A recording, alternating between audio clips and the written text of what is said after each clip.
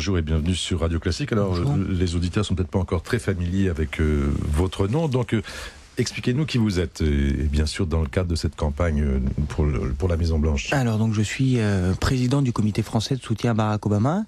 Le comité français de soutien à Barack Obama, c'est quoi? C'est une organisation qui vise à réunir les Français, citoyens français, pas les Américains, même si je travaille avec eux, pour les faire évidemment prendre conscience, pour ceux qui ne l'ont pas déjà prise, que ces élections sont fondamentales en tant que citoyen français. Fondamentales parce que c'est des élections américaines, parce qu'il y a eu 8 ans de Bush avant, et parce qu'il y a Barack Obama qui propose une vision de l'Amérique, un engagement des États-Unis nouveau dans le monde. Alors, comment vous expliquez cette Obamania, comme on dit? Alors, aux États-Unis, on verra ça mardi, jusqu'à quel point il y a une Obamania, mais en France, je crois que les sondages disent que 80% des Français voteraient pour Barack Obama. Vous en pensez quoi? Alors, juste petit détail, d'abord Obamania, c'est jamais quelque chose que j'ai beaucoup aimé parce que il y a l'aspect mode, mania, un petit peu... C'est pas Madonna, on est d'accord. Voilà, c'est un engagement politique. Pourquoi est-ce que c'est important pour nous? Alors, pourquoi est-ce que c'est important pour les Français? Déjà, les Français sont plus sensibles aux démocrates de manière générale, donc voilà une première chose qui explique le phénomène, entre guillemets. Deuxièmement, je crois que Obama propose un modèle américain, un nouveau rêve américain, un nouvel engagement des États-Unis qui attire extrêmement les Français, mais pas seulement les Français.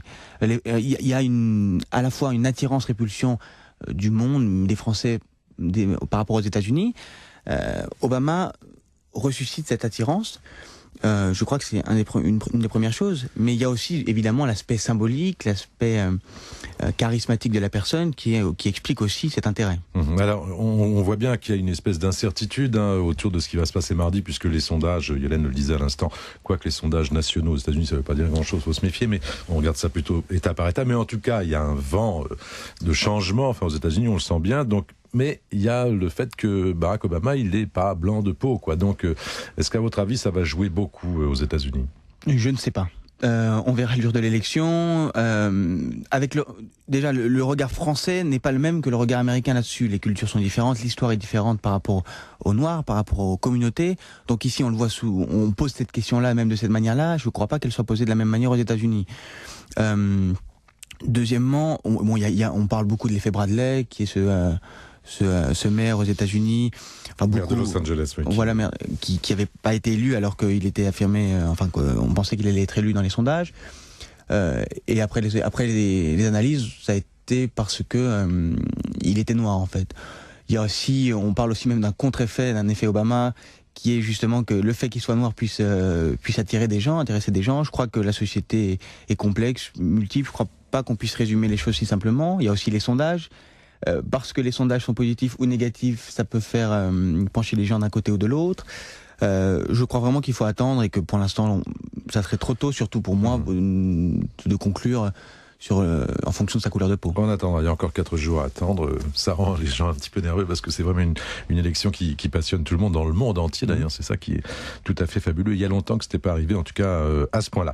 Alors les sondages, ils ont des intérêts multiples et variés. C'est à prendre et à laisser de temps en temps. Mais il y en a un qui est très intéressant dans le New York Times, c'est-à-dire d'aujourd'hui. C'est l'effet Sarah Palin. Il semble que là vraiment 59% des Américains, à plus ou moins 3% près, c'est la marge d'erreur, ne supportent pas l'idée que cette femme puisse un jour devenir présidente des États-Unis, puisqu'elle n'est qu'à un battement de cœur, comme on dit, de la Maison Blanche. D'abord, l'effet Sarah Palin, on avait dit que c'était un effet positif. Alors, il y a eu justement cet attrait, ce renouveau. C'était ça même qu'on a pensé à un moment qu'il pouvait faire... elle pouvait faire redécoller le sénateur McCain. C'était le cas d'ailleurs pendant un petit moment, voilà, exactement. Je crois qu'effectivement, peut-être entre guillemets son incompétence, je crois pas qu'elle soit idiote, mais je crois qu'effectivement sa capacité à être vice-présidente, il y en a beaucoup qui en doutent. Et je ne suis pas sûr que certains Américains le souhaitent vraiment.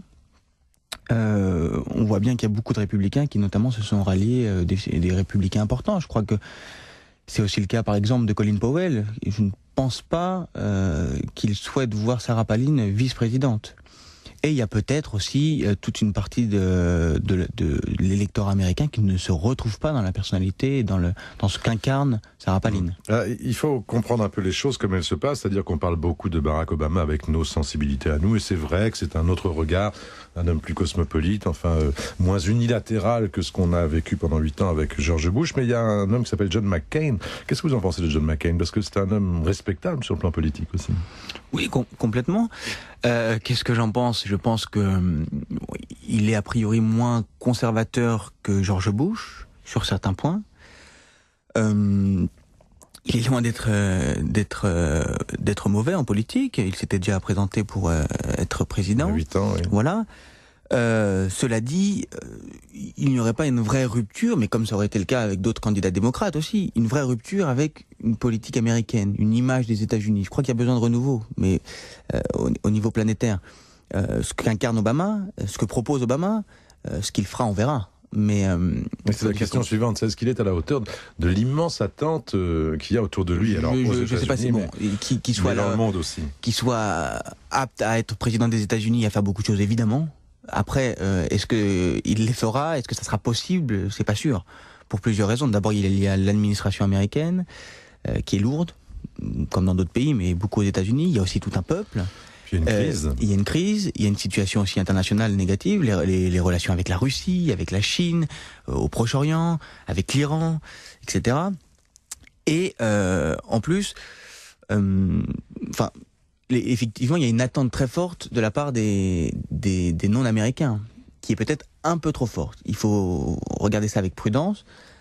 Obama, quand on parle par exemple, je crois que le multilatéralisme, c'est une des choses qui caractérise sa volonté de politique étrangère. C'est très positif, il faut l'encourager. C'est pour ça que c'est une des raisons pour lesquelles il faut le soutenir. Cela dit, c'est pas que beau, parce que dans 2 ans, ça veut dire peut-être que si on décide d'aller dans tel pays ou dans tel pays avec lui, avec les États-Unis, dans le cadre de l'OTAN par exemple, ça veut dire qu'il faudra peut-être envoyer des troupes. Et envoyer par exemple 2000, 3000, 4000 hommes en Afghanistan, ça fera peut-être moins sourire les Français. Donc le multilatéralisme, il faut le voir avec recul. Je crois que c'est positif, mais pas trop d'attente non plus. Puis il y a une constante dans la politique américaine, c'est l'intérêt national. Donc ça. Oui, mais c'est la constante, à mon avis, dans tous les intérêts, dans tous les pays, c'est normal. Plus le pays est important, plus l'intérêt national. Il y a un personnage dont on parle un tout petit peu, enfin pas assez, à mon avis, dans cette campagne, c'est Michelle Obama. Est-ce que vous pourriez nous dire qui elle est? Parce que c'est quelqu'un qui physiquement est déjà très impressionnant. Enfin, c'est une très jolie femme, très grande femme. Et puis on a l'impression que c'est une femme qui a un caractère énorme, à égalité avec son mari. On a l'impression qu'ils sont partenaires dans cette aventure, où sûrement elle ne tenait pas spécialement à aller d'ailleurs.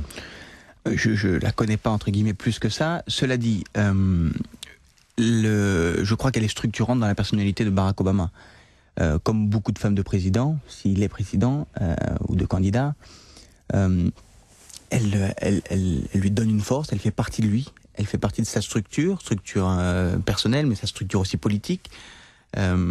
C'est forcément aussi une femme de pouvoir, de pouvoir dans le sens... oui, professionnellement. Elle était déjà. Et qui est une femme de décision et qui, je crois, contribue complètement au choix d'Obama. Qu'est-ce qui fait le charme d'Obama? Et on peut peut-être quitter un peu la politique. Qu'est-ce qui fait que cet homme qui a cette silhouette de danseur un peu, qui est si élégant, il a vraiment attrapé quelque chose, notamment dans la jeunesse américaine? Bon, il y a l'aspect dynamique, jeune évidemment, qui contraste avec ce qu'on pouvait voir auparavant. Oui, il y a eu Kennedy avant, qui était jeune aussi, mais là ces dernières années, c'était Bush, ou même Clinton, cela dit, quand il a été élu, il était assez jeune, mais donc depuis quelques années, quand même, il y avait des présidents un peu plus âgés. Donc déjà, il y a cette jeunesse. Évidemment, il y a le charisme et la manière de présenter la politique. Il donne un nouvel accès à la politique. Il parle d'une manière différente aux gens. Je crois que c'est important aussi, beaucoup plus moderne, beaucoup plus actuel. Et il y a aussi toute une sphère symbolique, je crois, qui est importante aussi. Dans ce qu'il est. Et il a aussi peut-être un côté à la fois protecteur et en même temps à l'écoute, qui fait partie justement de son charme, entre guillemets. C'est à la fois le frère, à la fois le père, à la fois aussi il a quelque chose de féminin. Je crois que c'est un peu tout ça Et c'est pour ça aussi que tout le monde trouve un petit peu quelque chose qui lui qui convient en lui. Chacun, il trouve son truc. Et il a l'air crédible. Pour un politicien, c'est pas si évident que ça, finalement. Qu'est-ce qui va se passer, Samuel Solvit, si mercredi matin, à l'aube, on apprend que Obama est président? Alors le comité de soutien va faire quoi? Faire une petite fête, une grosse fête? Enfin, le comité fait une soirée d'élection toute la nuit, le 4, donc au soir, de 9h à 6h. Je vous invite, c'est en région parisienne, à 10 minutes de Paris, à La Haye-les-Roses, 2000 personnes, suivi donc des élections, des analyses, des débats, des animations, de la musique, un peu de tout. Vous pouvez aller voir sur le site d'ailleurs, pour-obama.fr, et sinon, après, que devient le comité? Déjà, on va attendre début janvier, attendre que quel que soit le président, il soit mis, voilà. Et après, rien n'est décidé. A priori, le comité, c'est d'abord dans le cadre d'une élection présidentielle, à ce moment de rupture. Donc, il est voué à mourir ou à se transformer. On va attendre pour vérifier que la rupture aura bien lieu. Je vous remercie, Samuel Solvit, et bonne journée.